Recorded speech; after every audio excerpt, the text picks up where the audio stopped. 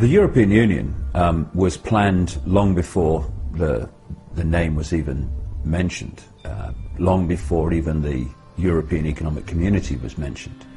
It goes way back. It involves the House of Rothschild, of course. If anything is happening of serious manipulation and conspiracy, then the House of Rothschild will be in there at operational level. And one of the other so-called elite families is the Habsburgs, and of course Otto von Habsburg has been involved in the manipulation of the European Union, is now for long before, like I say, it was ever mentioned. The idea is very simple. If you are the few and you want to control the many, you have to centralize decision-making. You have to centralize power. The more points of decision-making you have, the more diversity of decision-making, the less power any small cabal is going to have at the center. So the idea has been over not just hundreds of years, but thousands of years, to incessantly centralize power, to centralize decision-making.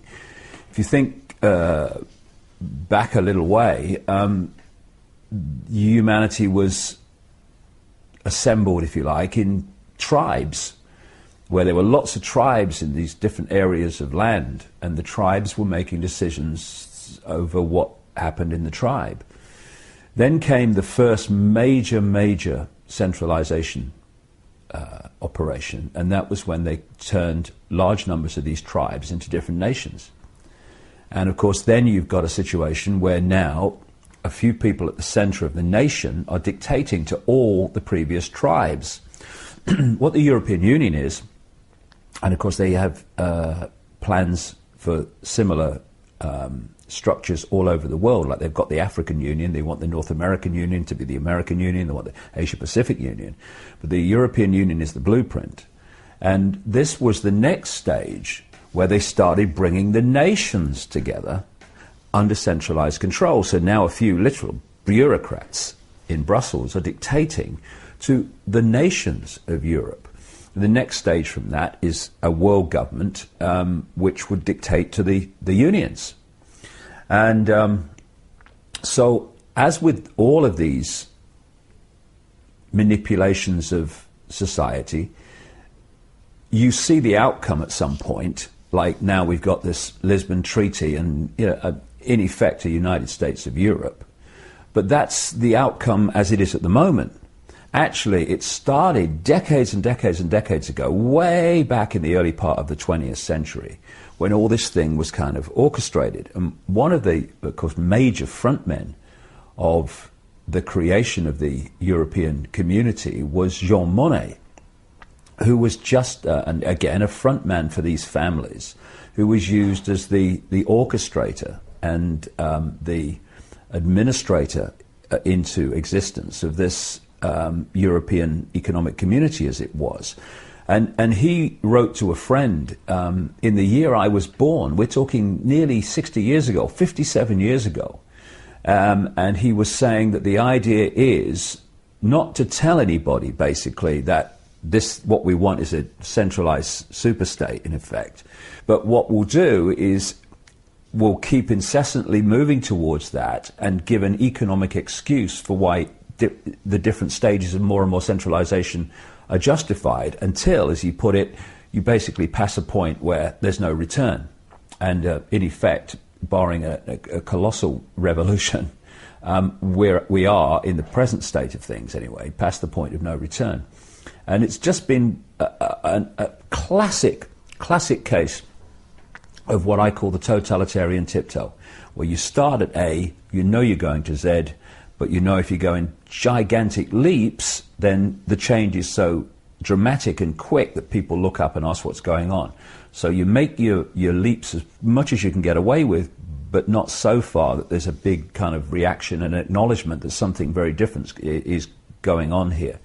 And they've done it brilliantly. But the way they played it in more recent times is to deny the public an opportunity to have a decision or make a decision in referendums, etc., on the incessant centralization of power that we've been seeing.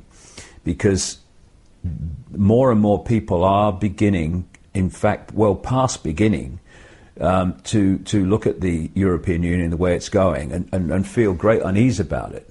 We saw this with the no votes for the Constitution in the Netherlands and in France, and that was a big wake-up call to the manipulators, because they realized that if you give people the opportunity to say yes or no to this creation of this United States of Europe, then overwhelmingly you're going to get a no. That is why they simply changed the name of the Constitution to the treaty and kept 98% or something of the Constitution in the treaty. It was an excuse, clearly, blatantly, obviously, not to have a rerun of the French and Dutch referendums, because they knew they would say no again, and not to have to give a referendum in the UK where we would have massively said no, no question.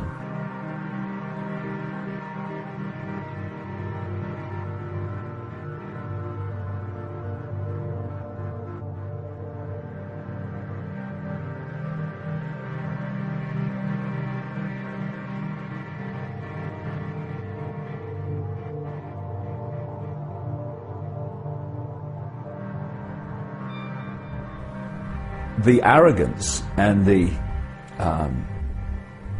agenda of this cabal is such that public opinion is totally and utterly irrelevant.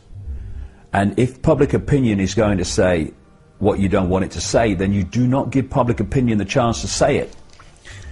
In Ireland, of course, thanks to the Irish Constitution, they had to have a referendum on this treaty. And the Irish said no. What happens then is we can't call it something else, so we've got to get the Irish to turn over that decision. Now, you see, in a normal course of events, you have a referendum. The referendum decides, and everyone gets on with their lives. And if that referendum, that first one in Ireland, had have said yes to the treaty, that is exactly what would have happened. But as I've said many times over the years, if it's the agenda, it doesn't take no for an answer. And so you know when it's the agenda because it will not accept the outcome of a public referendum. So we have the second one. What happens then is they go to town big time on all the areas they need to change to get a different vote. One of the things that happened in Ireland, outrageously, was the people that decide media policy and media balance policy and media bias policy in Ireland decided that in the second referendum, the television stations and the media didn't have to give equal time to the yes or no vote.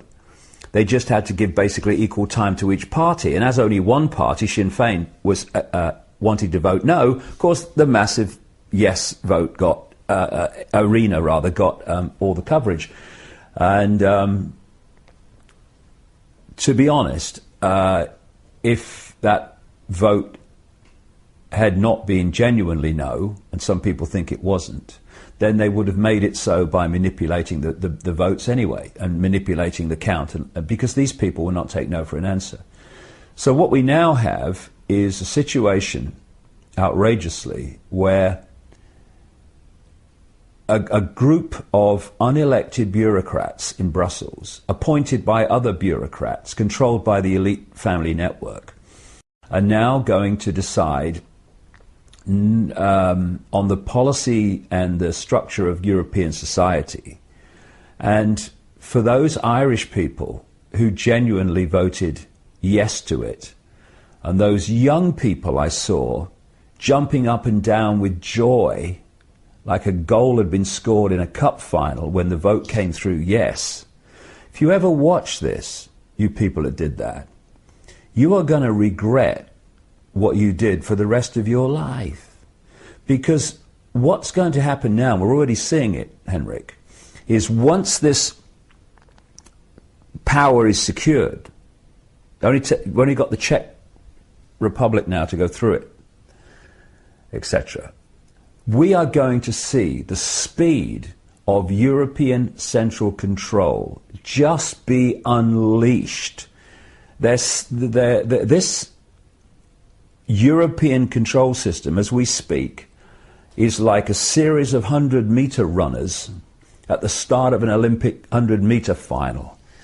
It's like, on your marks, get set, and now they're waiting. And as soon as this control system is through and this treaty is all intact, the gun's going to go off. And in all directions, massive centralization of power, dictatorship from the center is going to happen. We're going to see things like a European database where all the countries pull their database. We're going to see European laws, European law enforcement, etc., etc. And you people in Ireland, good on you who voted no, but you voted yes. Young people, I'm afraid the celebrations are going to be very short. Because you know what the Irish have done, those that voted yes?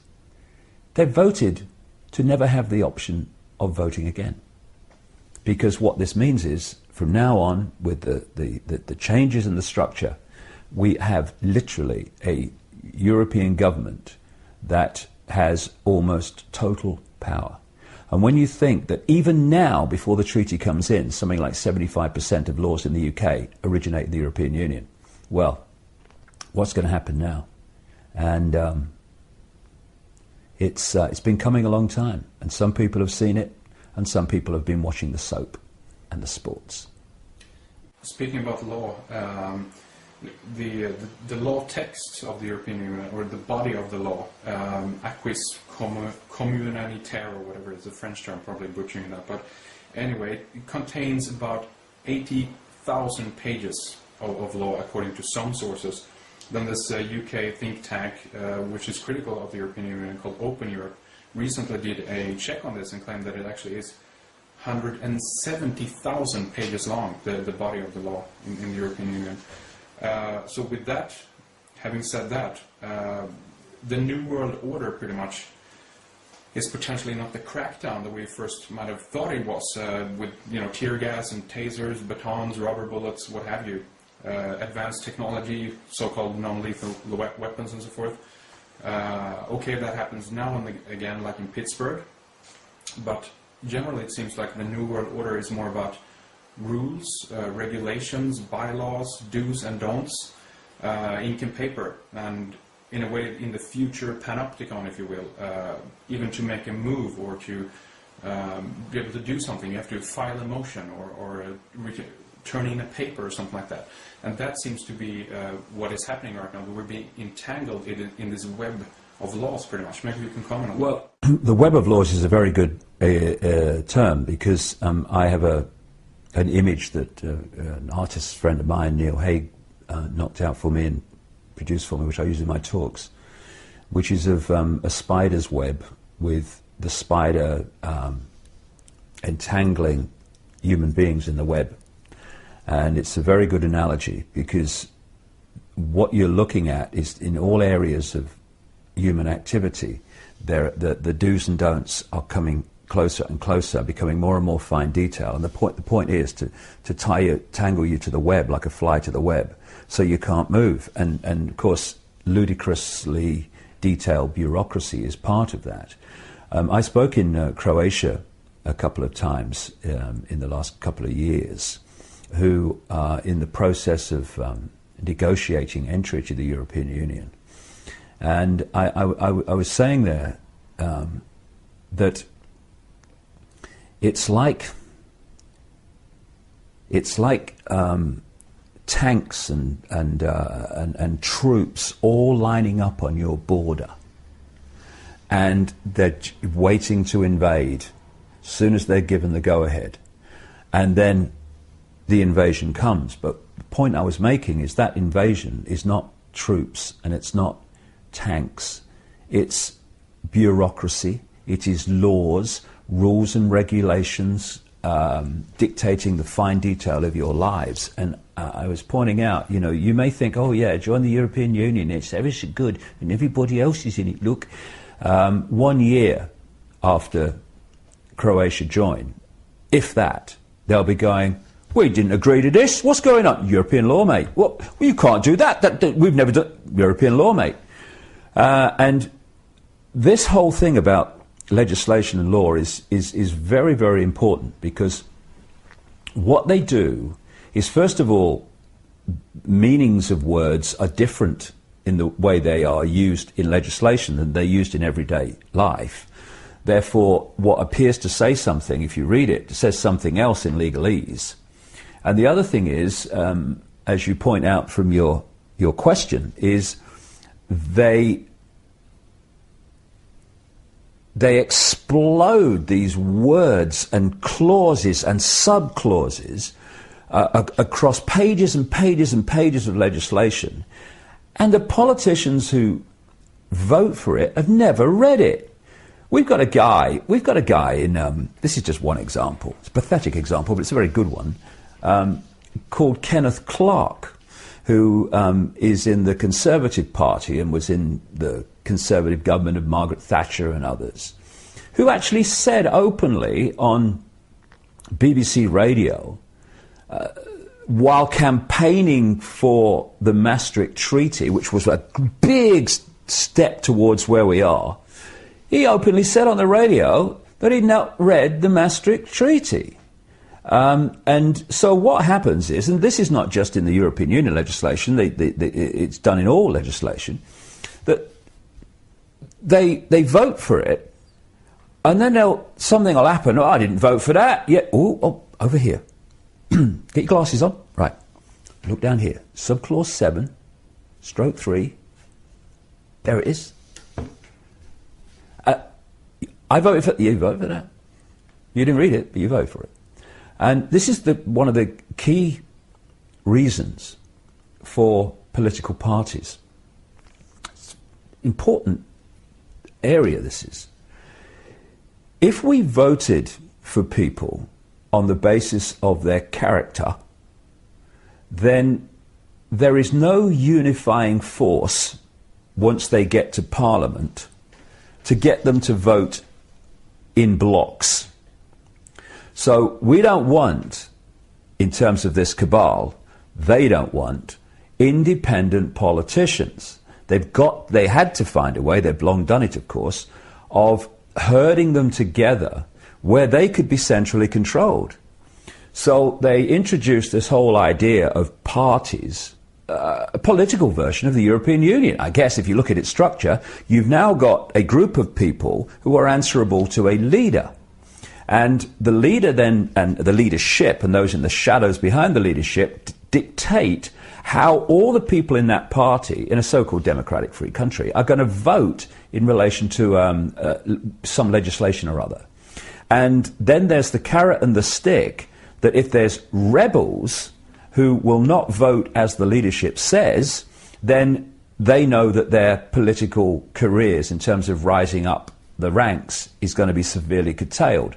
Because they know that, the politicians in the party who are there for power, there for prestige, they're not there through values, they will toe the party line and vote for legislation they've not read, and even if they did, they didn't agree with, but they'll vote for it anyway. And so we have this system in Britain, the whip system, they have it in most other countries too, of course, where these guys from the parties go round and threaten people in their own party if they don't vote with the party line. So what this means is that we have this ludicrous idea that we live in a free country because of a democracy, as if freedom and democracy is the same thing, when actually the whole thing is stitched up so that people vote in the desired manner. And we need a totally different look and perception of how humans organize themselves, because at the moment they don't organize themselves. They're being organized from the center in an increasingly fierce and dictatorial way. You touched a little bit on the Lisbon Treaty, obviously. The Irish voted yes. Either they were scared into submission because of the economic situation, which is happening right now, or maybe the 2.4 billion pro-European propaganda euros, tax funded by the way, Maybe those worked its charm on the Irish people as well. And there's a number of things now that are going to be implemented under the Lisbon Treaty. And there's two things, maybe if you can comment on this. One of them is the death penalty in the EU, in the case of war, riots, and upheaval, whatever that actually means, upheaval. And also the potential upcoming future president, unelected president of the European Union. Some say Tony Blair, recently converted to Catholicism and all that, the whole background story on that guy, war criminal, liar. If Tony Blair converted to humanity, it would be a start. He's not managed it yet. What's your take on the implementation of the Lisbon Treaty and these things? Mentioned death penalty and Tony Blair. Do you think that they will be implemented and enforced? Do you think Tony will get in as well? Well, I think that's the way it seems to be going, and different people like Sarkozy, who I wouldn't trust to tell me the time in a room full of clocks, and Berlusconi, both of which are close associates of Tony Blair, because they're all in the cabal. They're pushing him, and Tony Blair is the classic frontman for this whole conspiracy, because he has no values, he has no sense of decency, he has no empathy with the consequences for others of his actions. And wherever he has been in power, war has followed. The 10 years that he was in power as Prime Minister of Britain, he took the country into war after war, in league with the United States. Both countries controlled by the House of Rothschild. That's why they move as one unit. And it's why Israel and Mossad move as one unit with America and Britain, because that's one of the great fiefdoms of the House of Rothschild. It's all comes back to them at operational level in the end. And so Tony Blair will implement anything that he's told to implement. He's the ultimate yes sir, no sir, anything you say, sir. And of course, at the moment, after his time as Prime Minister and before he probably becomes the President of Europe, he's had payback. He has been given enormous amounts of money for doing nothing in terms of advising JP Morgan Chase, phenomenal amounts of money for sycophantic, bland, say-nothing speeches. And he's getting payback for services rendered when he was Prime Minister of the United Kingdom and did whatever he was told. We had a situation when he was Prime Minister where even when members of the Cabinet resigned in various situations, sometimes in protest over the Iraq War, where they actually said there was no cabinet government in Britain, because those in the shadows were basically making the decisions through Blair, and what the rest of the government decided or thought was irrelevant. And now, if he becomes the President of Europe, if you look at his track record, you look at the people behind him, you look at what the agenda is in terms of a third world war to complete the process to world government, world central bank, world army and all this stuff, he will take the European Union into a war. I mean, he knows no other way. And so the very fact that this was pointed out to the Irish people, what you're voting yes for is almost certainly this valueless, lying cheat to become, in effect, your head of state. And they still voted yes. Turkey's voting for Christmas. And Christmas is coming, by the way. One of the things that kind of I'm currently working on, so to speak, in terms of the film that we're working on, is a theory, rather, at this point. Some of the evidence seems to point out that the European Union is basically the recreation of the Roman Empire, or the Holy Roman Empire, pretty much. Yep. The Lisbon Treaty documents, once they are signed, are, for instance, they're lodged in Rome. The major step forward in the EU back in '57 was, of course, the signing of the Treaty of Rome, yeah. Tony Blair converted to Catholicism, again, potentially becoming the first president. Otto von Habsburg, the Pan-European Union, seems to favor a Catholic, or at least a Christianized, anti-capitalist European Union. Based on the Constantine Creed, or the Constantine time, where of course Constantine the Great was the head of the Holy Roman Empire, which is, you're quite right, they want to create. And Otto von Habsburg even uses the name Constantine when he's talking about what he would like the European Union to become. And he wants a president for life, not just a president for a specific number of years. And continuing on from that, many of the so-called founding fathers of the EU, you mentioned Monnet before, Robert Schuman, Konrad Adenauer, Joseph Beck, Alcide de Gasperi, Paul Henry Spaak. They've all been in some kind of accordance with Christian Democrats, Christian Social Democrats, or Catholics. Some of them are Jesuit trained and so forth. So to you, is that evidence that at the core the European Union is going to be Vatican/Catholic, or is rather a creation of the Catholic background, and Vatican basically is behind it? Is that what you see as well, or do you have anything else to add to that or comment on? Well, Rome is the center of so much, and there's a good reason for that. When these network of interbreeding bloodlines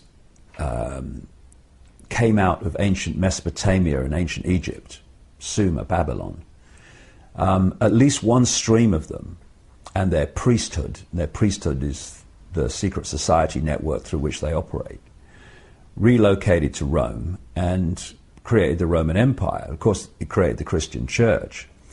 But the Christian Church, the Roman Church, and now the Roman Catholic Church, was the Church of Babylon relocated.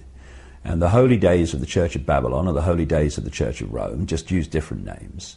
The Roman Church Trinity of Father, Son, and Holy Ghost is another version of the Babylonian Trinity of Nimrod, Tammuz, the virgin-born son, and Queen Semiramis, Ishtar, the goddess of Babylon.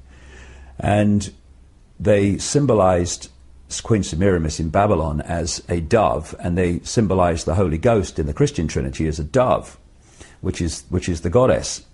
And what they also did was take all the attributes that the Babylonians gave to Queen Semiramis, Ishtar, like the Queen of Heaven, Virgin Queen, great, all this stuff, and they gave them to Mother Mary. So the Roman Church is the Church of Babylon. That's what we're looking at.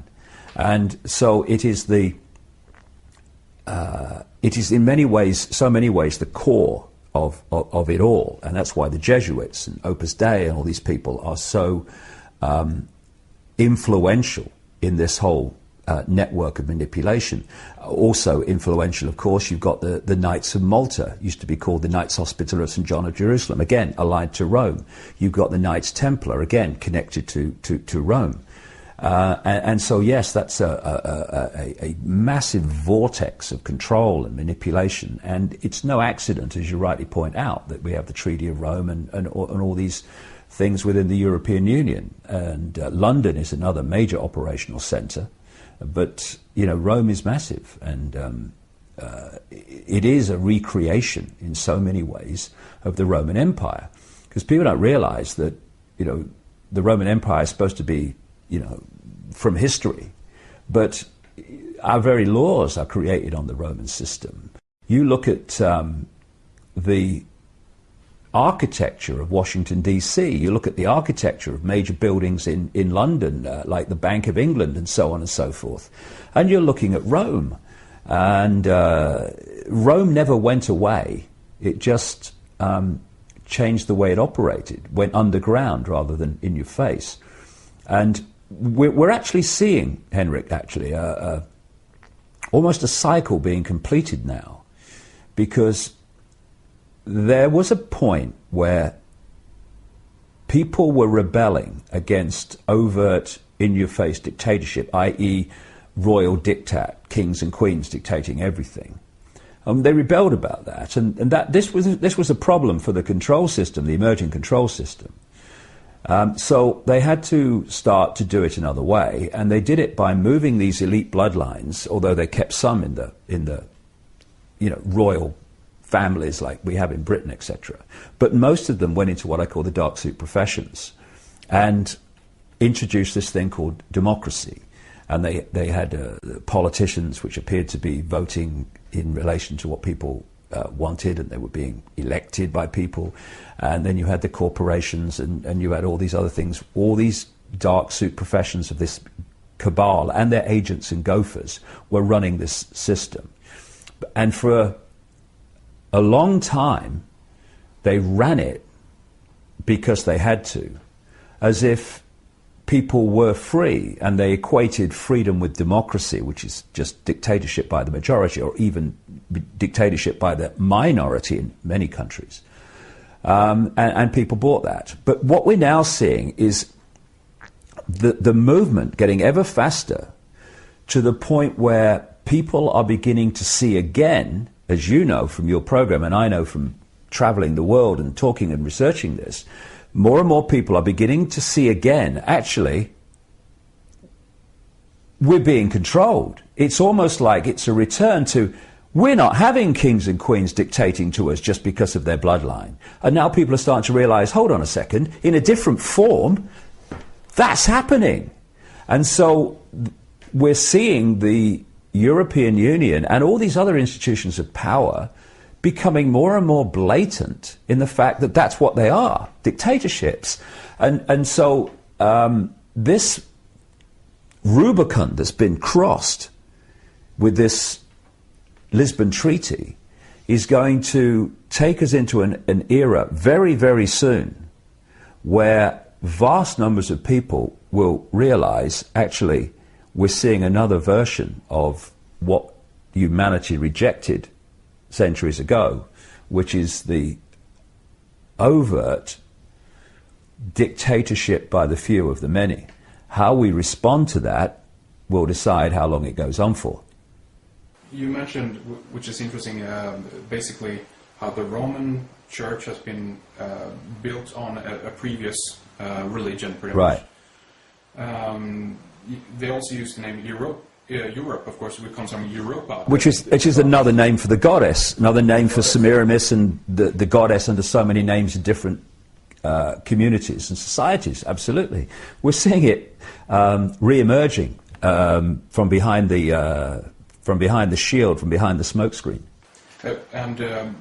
Because in one way you can look at it, the EU even have, in some cases, statues of Europa riding the bull, Zeus, and in Christian lore, that could be interpreted as the woman who's riding the beast, the harlot. If we look at it from the Bible again, it's Babylon the Great, mother of harlots and out of earth's abominations.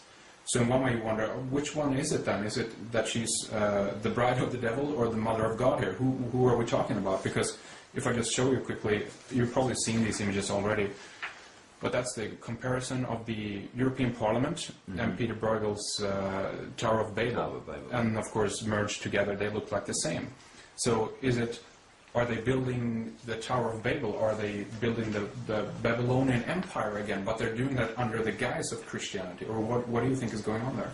Well, all the way through this period, from Babylon, Sumer, ancient Egypt, right through the present day, the same network of interbreeding families and bloodlines have been at work. And they've been following the same religion, worshipping the same, quote, gods. It's all been the same stream of belief, of manipulation of families all the way through. But there have been periods where they've had to hide it. And there's periods when they've put it in front of our faces because they were confident enough that they could get away with it. So if you go further back, they were openly displaying their human sacrifice, their idols, their symbols, the whole thing. And then they went through this period where they felt necessary to do it covertly. And what we're seeing now is the re-emergence of putting it in our face. Now, this is happening in two ways. First of all, they're doing that. But secondly, as a result of a tremendous amount of research by people over the last few years, and the internet and books, etc., increasingly vast numbers of people are aware of these symbols, they're aware of the bloodlines, they're aware of the agenda. And what's actually happening, what conspiracy research is actually about, is bringing from the subconscious, the subliminal, to the conscious mind. So if you show someone a subliminal advertisement, for instance, and they look at it, the conscious mind won't see it. Almost everyone's conscious mind won't see it. When you point out where the subliminal is, and then show it them again and again, any time, the first thing they will see is the subliminal they couldn't see before, right? This is the way it works. I mean, it's amazing, but it's the way it works. Because what you've done is you've brought it to conscious awareness. Now, as researchers, etc., have brought these things to public attention, they are bringing them out of the subconscious, out of the subliminal. And so people are seeing these things like they wouldn't have seen them before. So to an extent, they're putting it more and more in our face. But allied with that, people are seeing it more and more. Because a lot of things that were there before, like the Statue of Liberty, which is a classic representation of the goddess of Babylon in the way that she was portrayed, holding the torch, the lighted torch, which was the symbol of Nimrod, the Babylonian father god. And actually, she's actually standing in New York Harbor on a depiction of the sun. So it's all kind of sun-moon symbolism, which is basically the religions of these people, because that's another story. The sun-moon is covertly hiding the real meaning for those symbols. But so people are seeing it more, and will go on doing so, because these families are seeking to impose a global Roman Empire and a global Babylonian Empire, if you like, and therefore the symbols that they will use will be the symbols they've always used, and that's where it's becoming more blatant to people as they become more aware of what's going on. If we look at some of the more obvious symbolism of the European Union, if we look at the flag then, for instance, again, we have the 12 stars in the flag. Do you think that that's an astrological / zodiacal reference? Is it a Catholic reference with the Mother Mary and her 12 stars around her head?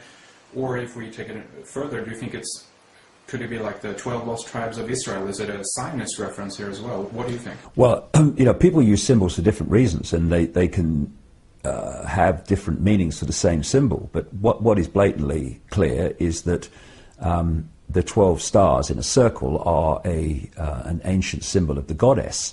So, in the book of Revelation, which you can read in the Bible, you've got the 12 stars around the goddess figure, and the story that's told, cover story, is that there was a gentleman who was involved well before the European Union and the European community became established, who was involved in the background early administration of the whole process of introducing it, who was walking along and looked up, and he saw a statue of Mother Mary, and he looked up and he saw the stars around her head, and it was a clear blue sky, and he looked up and he saw the stars and the clear blue sky and said, that must be the symbol of the European Union. And he went along and he said it to his associates, and they said, that's a good idea. And we're asked to believe that. It's a blatant symbol of, at least on one level, the goddess figure. And, the symbolism you've mentioned of the goddess Europa riding the bull. Well, the bull is the god figure. It's the Nimrod figure. And you've got commemorative coins being minted by the European Union over the years. There was one in 2005 to 2006, something like that, which has Europa riding the bull. I mean, ancient esoteric occult ritual symbols are all over the place, because these families are that are behind the European Union were behind the Babylonian Empire, the Roman Empire. It's a continuation. It's not something new. It just changes the mask on its face as it moves through history. Also, you mentioned Rothschild as being behind the creation of the European Union as well. And actually, yesterday I found an interesting thing regarding Rothschild. They said this: in 1954, Baron Robert Rothschild was appointed chef de cabinet of Paul Henry Spaak at the Belgian Foreign Ministry. For the next 2 years, he worked together with Spaak and, maybe butchering his name here, Jean-Charles Snoy et de Oppers, or something like that, on the Treaty of Rome. Before the final signing of the treaty in 1957, shortly before the treaty was signed, Rothschild, standing beside Spaak, gazing over the Forum Romanum in Rome, when Spaak said, "I think that we have re-established the Roman Empire without a single shot being fired." Anything you want to comment in regards to that? Exactly what they've done. Like I say, they want a global Roman Empire. The Rothschilds are fundamental to this. They are a family that were once called the Bowers, who were a notorious,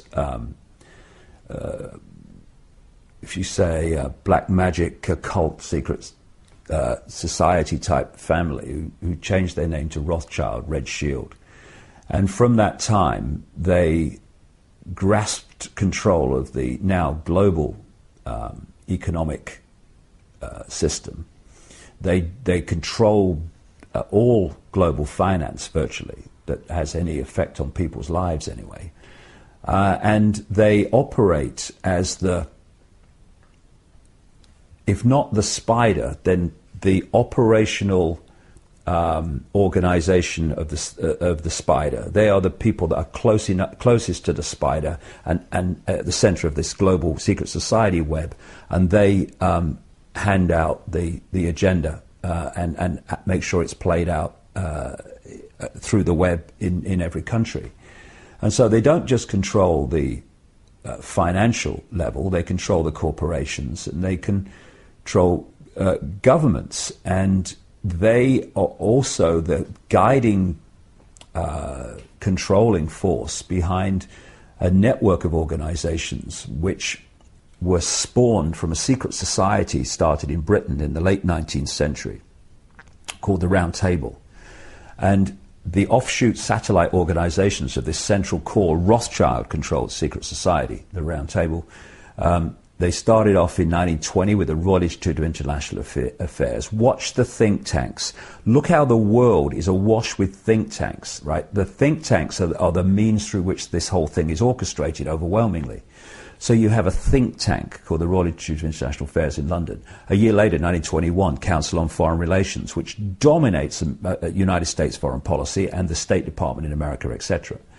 Then you had the Club of Rome, I think that was 1968, that was set up to manipulate the environment and the environmental movement to justify global transformation. And this is where the lie of human-caused climate change has come from. 1954, you had the Bilderberg Group, and then in 1973, you had the Trilateral Commission, which was co-created by David Rockefeller, and the Rockefellers are a subordinate bloodline within the network to the Rothschilds. They represent the Rothschilds in America, the wider world too, but especially America. And the other co-creator of the Trilateral Commission was Zbigniew Brzezinski, President Jimmy Carter's national security advisor, who is one of the prime mentors of Barack Obama, who's just another, mask on the same face that as Bush was.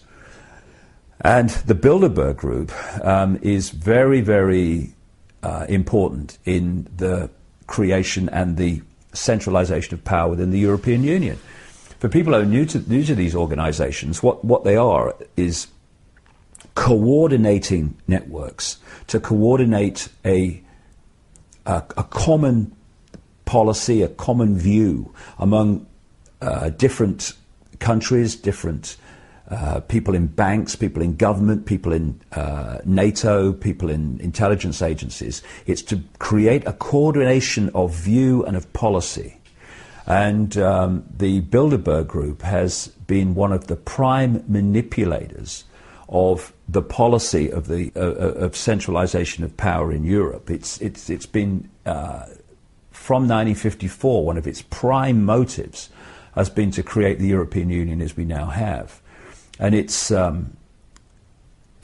very obvious and blatant that what we're seeing now was planned from the start. You know, we have a situation where Russian dissidents who've come out of the old Soviet Union are describing the European Union, quite rightly, as a mirror in structure of the Soviet Union with the Politburo, etc.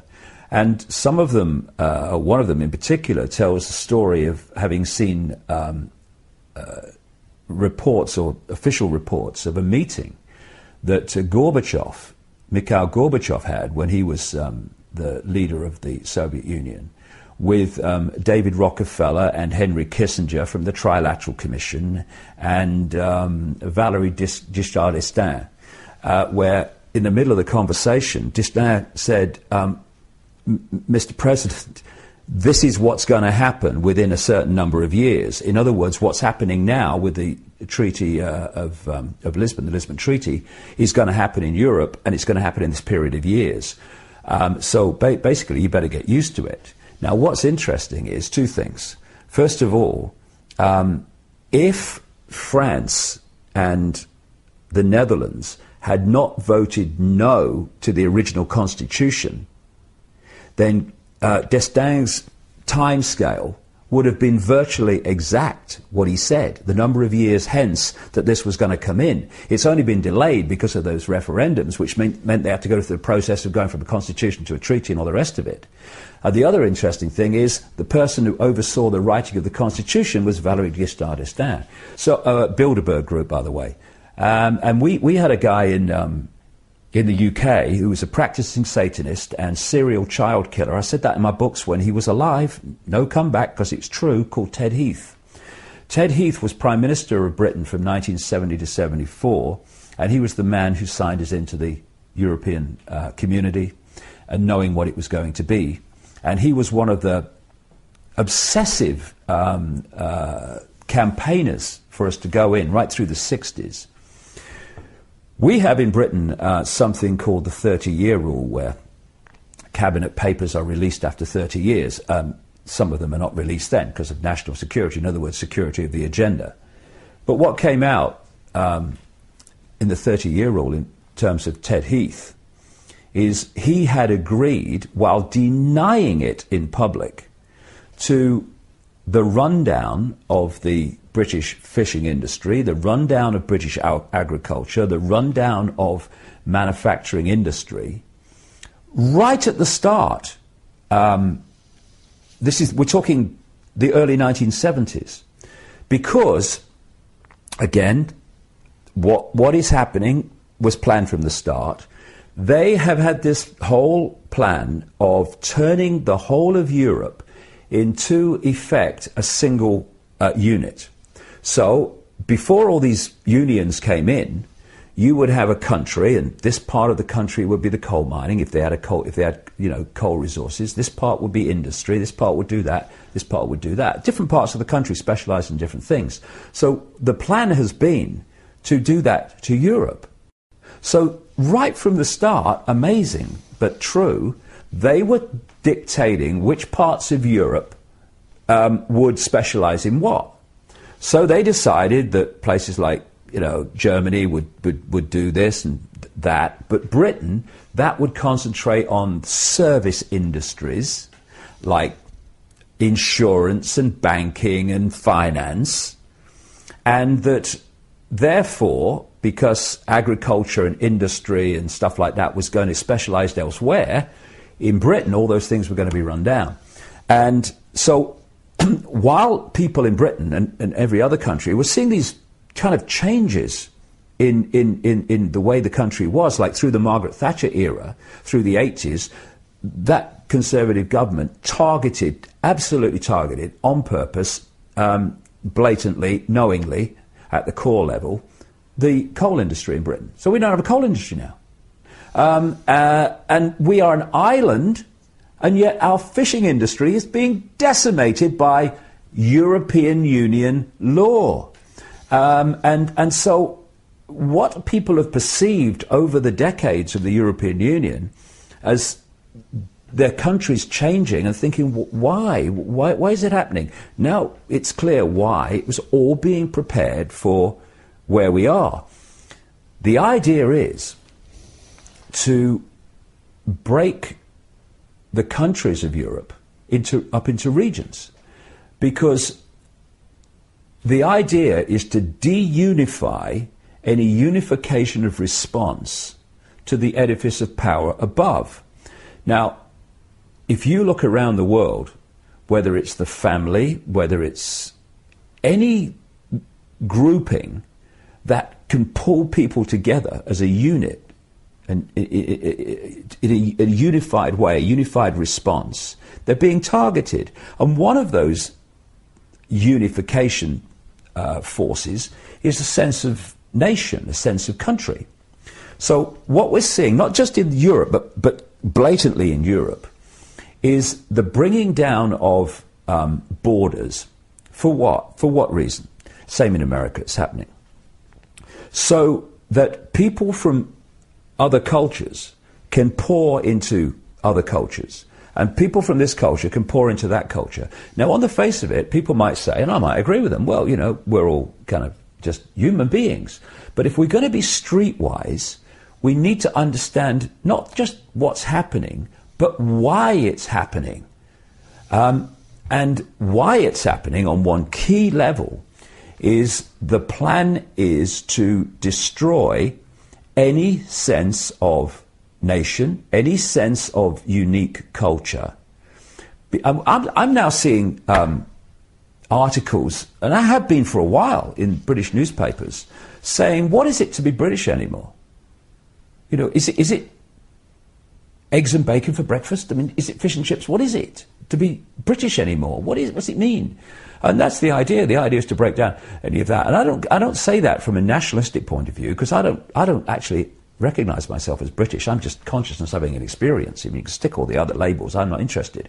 But if we, like I say, if we're going to be streetwise, we have to see what is happening from the perspective and the intended outcome of those that are doing it. And this is all part of destroying a sense of uniqueness in any way. So you've got this great blob mentality that we call Europe.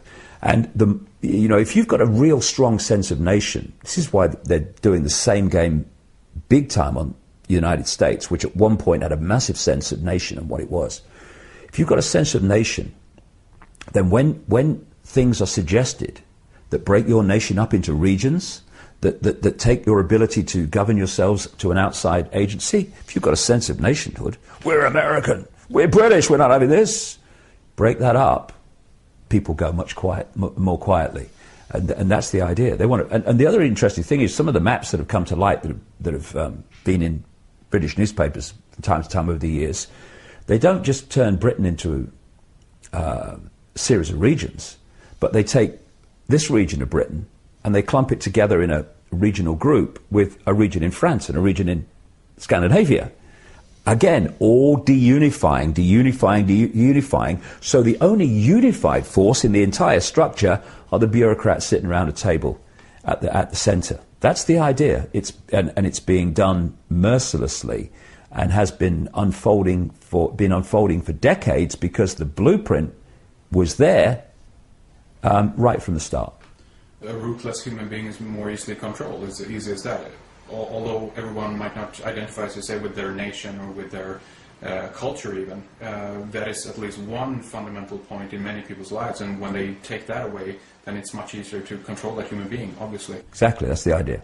Joining of Israel into the European Union, there have been talks of them joining as well, and which might again allude to the Zionist connection to the European Union and Israel.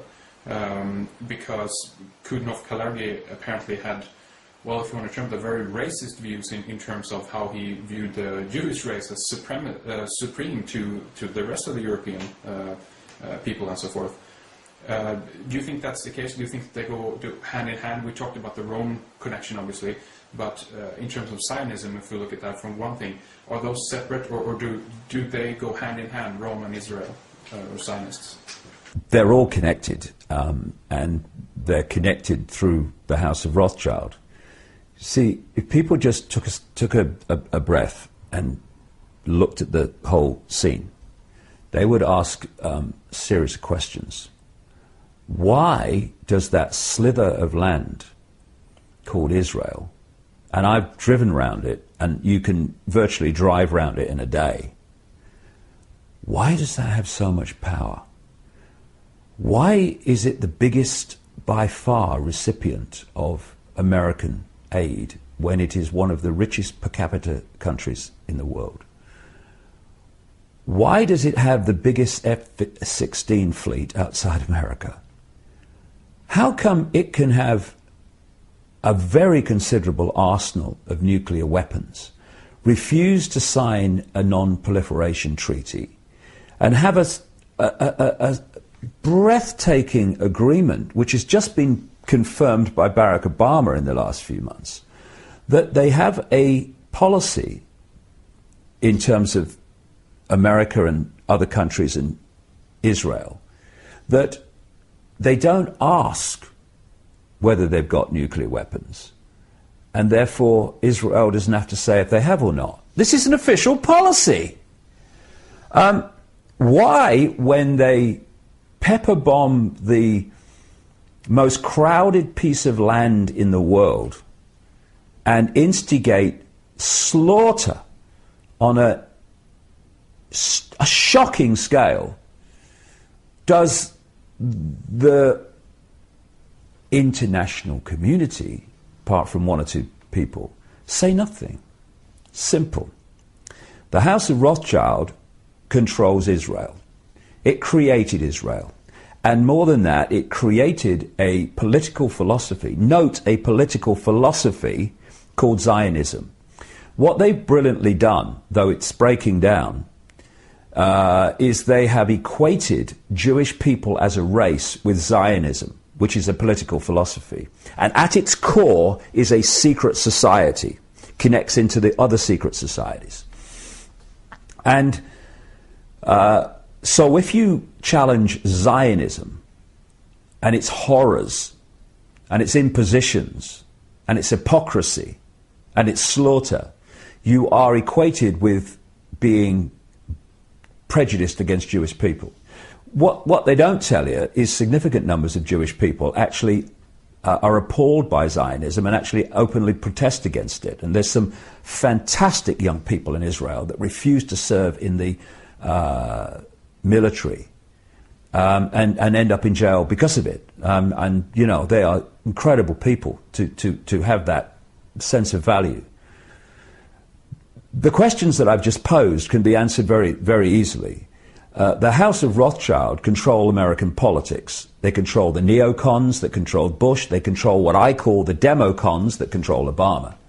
And in the White House, as I speak, we have the White House Chief of Staff, Rahm Emanuel, who is the puppeteer, immediate puppeteer of Obama, and his father actually served in an Israeli Zionist terror group called Irgun, which, with others, bombed Israel into existence and forced 750 to 800,000 Palestinians to leave their homeland after 1948. The reason, therefore, that Israel is the biggest recipient of American aid and military support is because this hand, called the House of Rothschild, takes the money from the United States and hands it to this hand, called Israel, of the House of Rothschild, and says, thank you very much. The reason that there's no questioning of Israeli nuclear capability, that they get away literally with mass murder time and time again, is because the House of Rothschild also controls the countries of the European Union and controls the European Union. I mean, Tony Blair is a yes sir, no sir, 3 bags full sir, how high would you like me to jump sir, frontman for the House of Rothschild. So who do they put in after he left the British government as negotiator of peace in Israel? Tony bloody Blair. What shall I say, Mr. Rothschild? Thank you very much. Thank you. That's thank you. Thank you. And that's it. So when you've got the same force controlling all these different agencies, then of course they're going to be coordinated. That's why Israel gets away with what it gets away with. And if people think that's anti-Semitic, well, actually anti-Semitic means anti-Arab, by the way, then they'll have to take it and shove it somewhere where the sun don't shine. Because I ain't shutting up about this, because it's fundamental to understanding the world and to understanding the European Union and world events. The Jewish people in general have been mercilessly used by the House of Rothschild and their front secret society, satanic secret society called Zionism, as a front which they can hide behind. So it is House of Rothschild organizations like B'nai B'rith, Sons of the Covenant, who created an organization called the Anti-Defamation League, which goes around defaming everyone, ironically, who have not just campaigned for hate laws that stop you exposing these people, they've actually written the bloody legislation in America and North America and Canada. And so these hate laws, which say you can't say this, you can't say that because that's prejudicial, they're not there to protect gay people. Everyone to their own, I say. I can care less. They're not there to protect Jewish people or minorities. They're there simply to stop legitimate investigation of the Rothschilds and its network. That's what they're there for. And they are in so many ways, the Rothschilds, at operational level, the center of the spider's web. And they need to be exposed, because if they get exposed and they go, when I say go, they are removed from their positions of power. Because, to be honest, if they went to jail for what they have been responsible for, the House of Rothschild, they would have to reincarnate hundreds of times to complete the sentence. And we've ignored them, or we've not ignored them. People have ignored their power for long enough because they've brilliantly hidden it. It needs the light shone on it, because when they come down, in so many ways, the house of cards comes down. Thank you very much.